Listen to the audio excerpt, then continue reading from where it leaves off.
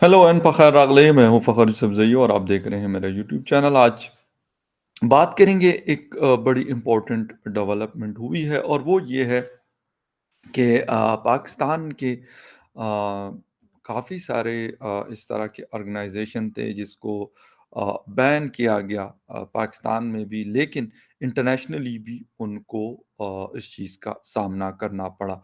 और जो नई डेवलपमेंट है वो है जी अब्दुर्रहमान मक्की। ये डिप्टी अमीर थे जमात अद-दावा के। हाफ़िज़ सईद यकीनन सब लोग जानते हैं उनको। और वो इस ऑर्गेनाइज़ेशन को चलाने वाले थे, इस तंज़ीम को चलाने वाले थे। और बेसिकली थोड़ा-सा मैं आपको बताना चाहता हूँ कि अब्दुर्रहमान मक्की थे कौन?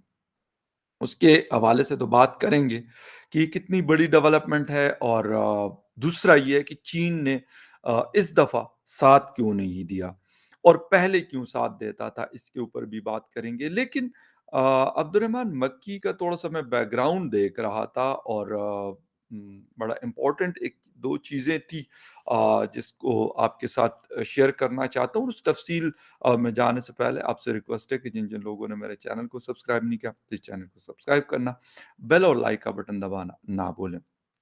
अच्छा, अक़वाम मुत्तहिदा की सलामती कौंसल ने यूनाइटेड नेशन ने दहशतगर्दों पर पाबंदी आयद करने वाली कमेटी की जानिब से कल मज़हबी तंज़ीम जमात अद-दावा के नायब अमीर अब्दुर्रहमान मक्की को बैनुल-अक़वामी दहशतगर्द करार देते हुए ब्लैक लिस्ट कर दिया।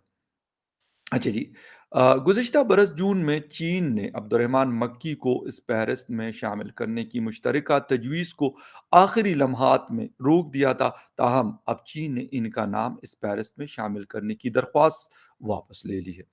अगर कोई शख्स या तंज़ीम इस कमेटी की जानिब से ब्लैक लिस्ट कर दिया जाए, तो इसके जो एसेट्स होते हैं, वो फ्रीज़ हो जाते हैं और इन पर ट्रैवल बैन लग जाता है। इनके पास वेपन्स रखने पर पाबंदी आयद हो जाती है।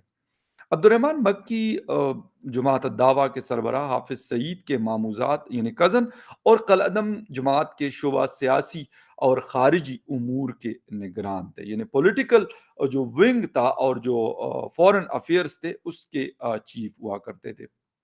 हाफिज सईद की शादी अब्दुर्रहमान मक्की की बहन, जबकि अब्दुर्रहमान मक्की हाफिज सईद की बहन से उनकी शादी हुई, यानी दोनों की बहनें जो है एक दूसरे उनकी वाइफ हैं।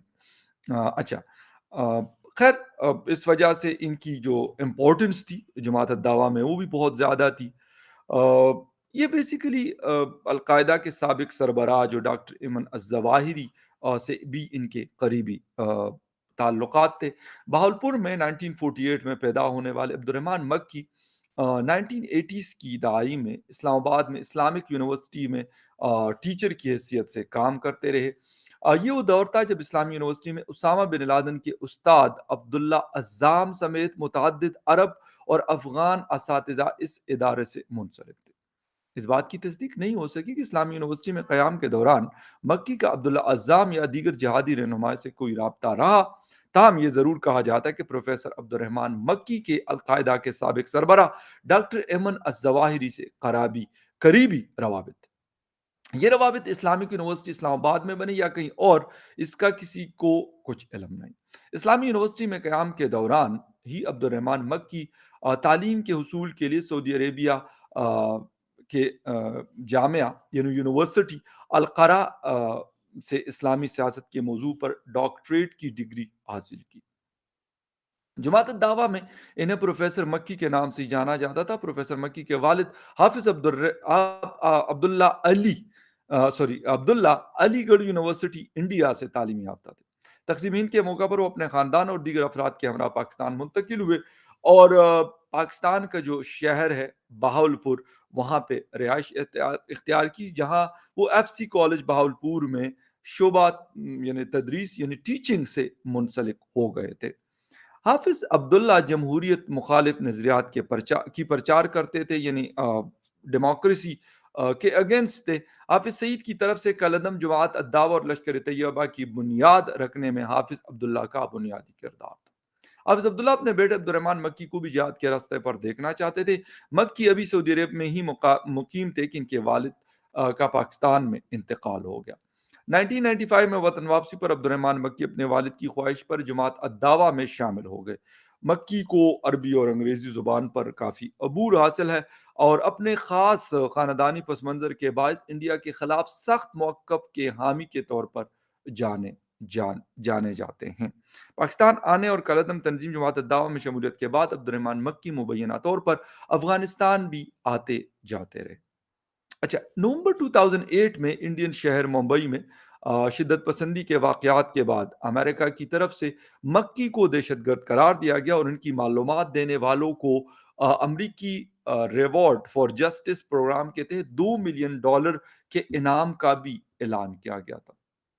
اچھا، حافظ سعید یا عبدالرحمن مکی جو ہے بیسیکلی ایک تو آپس میں ریلیٹو تھے اور ایک ہی آرگنائزیشن کے کو چلانے والے تھے، ایک ہیڈ تھے، اس کے ڈپٹی چیف ہوا کرتے تھے، اور یہ وہ زمانہ تھا، میں نے آپ کو جیسے انٹرو میں بتایا کہ جس وقت افغان جہاد کا ٹائم تھا تو اس وقت ایک پاکستان کے اندر بڑا بول بالا ہوا کرتا تھا اس طرح کی چیزوں کا، لیکن آہستہ آہستہ سے جب 9/11 ہوا اور امریکہ پہلے سوویت یونین کے خلاف لڑتا رہا، پھر اس کے بعد طالبان نے قبضہ کیا حکومت 1995 اور 2001 تک، پھر 9/11 ہوتا ہے، اس کے بعد امریکہ دوبارہ افغانستان کا رخ کرتا ہے۔ وہاں پر سچویشن آہستہ آہستہ سے چینج ہوتی ہے۔ اس وقت تو امریکہ یقیناً اس طرح کی چیزوں کے اوپر شاید اتنا ریئیکشن شو نہیں کرتا تھا، لیکن with the passage of time, جس طرح 2008 کا انسیڈنٹ ہوا انڈیا میں، ممبئی 26/11 جس کو کہا جاتا ہے، اس کے بعد شاید چیزیں چینج ہونا شروع ہوئی۔ جنرل مشرف نے بھی کچھ اس حوالے سے باتیں کی، اور بے نظیر شہید جب زندہ تھی، لیکن میرے خیال میں اس کے پاس بھی اس چیز کے حوالے سے کوئی اختیار اتنا زیادہ نہیں تھا۔ وقت گزرتا گیا اور ہم شاید اسی جگہ پہ بیٹھے رہے جہاں پہ دنیا ہمیں چھوڑ کے گئی تھی، یا دنیا ہمیں سپورٹ کرتی رہی۔ ہم یہی سوچتے رہے کہ شاید ان ایسٹس کے ساتھ ہم آگے بڑھتے رہیں گے، اور ہم نے ان کو ہی دنیا کا سب سے اعلیٰ ترین اثاثہ سمجھ لیا تھا، ایک لیگیسی کے طور پہ ہم اس کو شاید آگے بڑھاتے رہے، لیکن حالات بدلتے گئے اور دنیا نے پاکستان کے اوپر انگلیاں اٹھانا شروع کی۔ انڈیا یہ نہیں کہ انڈیا کوئی پہلی دفعہ یہ کوشش کرتا رہا کہ یہ وہ اس میں کامیاب ہوا، پہلے سے بھی ہندوستان اس چیز کے لیے کوشش کرتا رہا، لیکن ان کی پہلے شاید سنوائی نہیں ہوتی تھی، یا پھر اتنا انفلوئنس نہیں رکھتے تھے کہ وہ اس طرح کی چیزوں کو پاکستان کے خلاف استعمال کر لیتے، یا پاکستان کو کے خلاف اپنا انفلوئنس استعمال کر کے، اور جس لسٹ میں ابھی شامل ہوئے ہیں یہ پہلے کر جاتے۔ کوشش انہوں نے پہلے بھی کی، بعد میں بھی کرتے رہے، لیکن ان کی کوشش کرتے کرتے کرتے ایک جسے کہتے ہیں کہ ایک پوائنٹ پہ، اس پوائنٹ پہ پہنچے جہاں سے ان کو سکسیس ملی، یعنی کامیابی ملی۔ یہاں پر ایک چیز تو یہ ہے کہ انڈیا کی ڈپلومیسی کے اوپر بھی بات کریں گے، اس کے ساتھ ساتھ چائنا سپورٹ کرتا رہا، اور وہ کوشش کرتا رہا کہ جی اس لسٹ میں، یونائٹڈ نیشن کی جو لسٹ ہے اس میں یہ لوگ شامل نہ ہوں۔ لیکن اس وقت اگر ہم بات کریں چائنا کی، تو چائنا کی ایک تو اکانومی بہت زیادہ نیچے گئی، اور چائنا پہلے کیوں کرتا رہا وہ میں آپ کو بتا دوں۔ چائنا شاید پہلے اسی لیے کرتا رہا کیونکہ ہندوستان کے ساتھ چین کا جو مسئلہ ہے یا کلیشز ہیں، وہ ہم یہ تو سمجھتے ہیں کہ پاکستان میں بیٹھ کر کہ غالباً پاکستان اور ہندوستان کے بیچ میں مسائل ہیں، لیکن ایسا نہیں ہے۔ چین اور ہندوستان کے بیچ میں بھی کافی سارے کلیشز ہیں، ایک جنگ ہوئی ہے لیکن اس کے بعد بھی ڈسپیوٹس چل رہے ہیں، بلکہ ابھی ریسنٹلی بھی اس طرح کے انسیڈنٹ ہمیں LAC پر نظر آئے۔ تو ایک وجہ تو یہ تھی کہ ان کو یہ تھا کہ اگر ہمیں ہندوستان کے اوپر پریشر ڈالنا ہو تو اس کے لیے ہمارے پاس اس سے اچھا ویپن کوئی اور نہیں ہو سکتا۔ ایک چیز تو یہ تھی کہ کشمیر کے ذریعے ان کو پریشرائز کیا جائے اور ان کو ڈومینیٹ کیا جائے، اور یہ کوشش شاید کسی حد تک کامیاب رہی، بٹ جس وقت چین ڈاؤن ہوا، امریکہ تو خیر مضبوط ہی رہا، لیکن अमेरिका का पहले हाथ नहीं पड़ रहा था। लेकिन जैसे वक़्त गुज़रता गया, हिंदुस्तान भी ऊपर आता गया और हिंदुस्तान और अमेरिका के बीच में भी ताल्लुकात जो है, वो उनकी क़ुर्बतें भी बढ़ती गई और फिर इतनी बढ़ गई और उसके साथ-साथ चीन इतना कमज़ोर हुआ, हिंदुस्तान इतना ऊपर आया और इसके साथ-साथ अमेरिका ने भी देखा कि शायद अब पाकिस्तान से हमें इतना सरोकार भी नहीं है, इतना कोई काम भी नहीं है, तो अब हाथ ज़्यादा ईज़िली पड़ सकता है।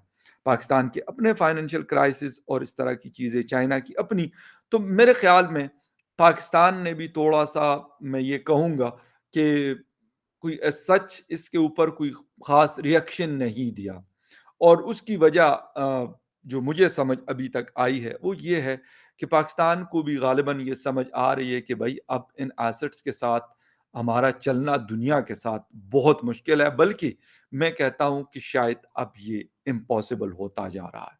जिसकी वजह से एक तो हाफ़िज़ सईद को उन्होंने 2 दफ़ा यानी 2 अदालतों ने 2 मुख्तलिफ केसेज़ में सज़ाएँ भी दी और उनको जेल में डाला गया और ये एक हालाँकि ये कहा जाता रहा कि जी इनको कौन हाथ डाल सकता है। मतलब हाथ डालने का मतलब ये है कि यकीनन इनके पास जो हाथ में जो सपोर्ट थी या इनके ऊपर जिनका हाथ था, तो लाज़मी सी बात है उनकी ताकत काफ़ी है, पाकिस्तान के हवाले से मैं बात कर रहा हूँ। लेकिन जब इंटरनेशनल प्रेशर आया और अमेरिका ने ये बात साफ-साफ कह दी, फिर इसके साथ-साथ अरब दुनिया ने भी दो टोक अल्फाज में पाकिस्तान को बताया, स्पेशली सऊदी अरेबिया ने, कि भाई साहब अगर उसामा बिन लादेन यानी बिन लादेन वहाँ का बड़ा मजबूत ख़ानदान है, बहुत मजबूत फैमिली है और बहुत अमीर फैमिली है, ये कोई आम लोग नहीं है। वहाँ की इनकी बहुत सारी कंपनीज अब भी सऊदी अरेबिया में काम करती है, बिलियन ऑफ डॉलर्स के इनके एसेट्स हैं।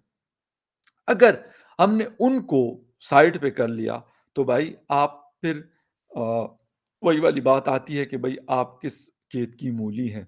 क्योंकि सऊदी अरेबिया के पास जो वसाइल हैं वो पाकिस्तान के मुकाबले में यकीनन बहुत ज़्यादा है। दुनिया के चौथे बड़े फ़ॉरेन रिज़र्वायर रखता है दुनिया में। ठीक है, शायद इतना बड़ा मुल्क नहीं और पॉपुलेशन भी इतनी नहीं है, लेकिन पैसा उनके पास बहुत है और वर्ल्ड में उनका इन्फ्लुएंस भी मौजूद है। तो उन्होंने और पाकिस्तान के अंदर उनका यकीनन असर-रसूख बहुत ज़्यादा है। उन्होंने भी इसके अंदर एक बहुत बड़ा रोल प्ले किया और शायद मुझे एक चीज़ लगती है कि शहबाज़ शरीफ साहब ने एक बयान दिया है कि जी हम मुज़ाकरात करना चाहते हैं हिंदुस्तान के साथ। वो तो एक बयान है, पता नहीं उसका क्या होता है, क्या नहीं होता। पहले भी हमने बाजवा साहब जिस वक़्त जनरल आर्मी चीफ थे, उनसे भी हम ये बातें सुना करते थे, लेकिन और सुना ये कि शायद पर्दे के पीछे बहुत सारी चीज़ें हुई भी, जिसमें एक सीज़फायर एलओसी के ऊपर शामिल है और भी शायद कुछ चीज़ें ऐसी हुई, जो पॉज़िटिव थी दोनों कंट्रीज़ के बीच में। हालाँकि ओपनली कोई मुज़ाकरात नहीं हुए, कोई आना-जाना मुकम्मल बंद है तकरीबन। दोनों कंट्रीज़ के हाई कमीशन खाली पड़े हुए हैं, हाई कमिश्नर्स मौजूद नहीं हैं।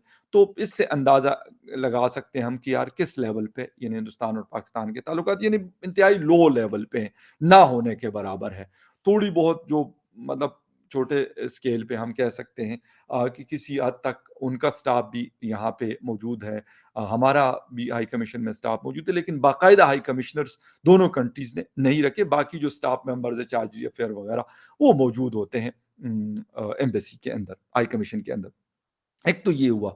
सेकेंडली फिर अगर हम बात कर लेते हैं कि इंडिया ने अपना इन्फ्लुएंस भी यूज़ किया और इससे एक चीज़ साबित होती है कि अगर आप कोशिश करते हैं और एक राइट डायरेक्शन में आप जाते हैं तो आपकी वो बात कहीं न कहीं हो सकता है टाइम आपको बहुत ज़्यादा लगे। ग़ालिबन इंडिया को भी इस इन चीज़ों के पीछे ना करते भी 20 से 25 साल लगे हैं। लेकिन अ, आज यकीनन दुनिया में जहाँ पे भी उनके फॉरेन मिनिस्टर, उनके प्राइम मिनिस्टर, उनके डिफेंस मिनिस्टर या बाकी उनके लोग जो हुकूमत से वाबस्ता हैं, अगर वो कोई बात करते हैं, तो यकीनन उनको बड़ा सीरियस लिया जाता है, लोग सुनते हैं और मतलब इस उस चीज़ को इम्पोर्टेंस देते हैं।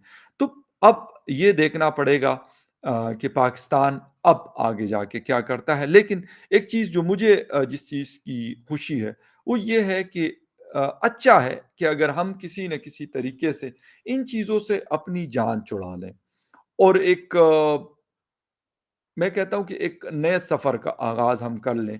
میں یہ نہیں کہتا ہماری فوج بھی ہو، ہمارے پاس نیوکلیئر پاور بھی ہو، ہمارے پاس باقی ساری چیزیں بھی ہوں۔ ہاں، اگر کوئی ہمیں للکارے گا، کوئی ہمیں پکارے گا، اس کو بالکل جواب دینا چاہیے، بالکل، بلکہ زبردست قسم کا جواب رسپونڈ کرنا چاہیے، لیکن اس طرح کی چیزوں پہ نہیں۔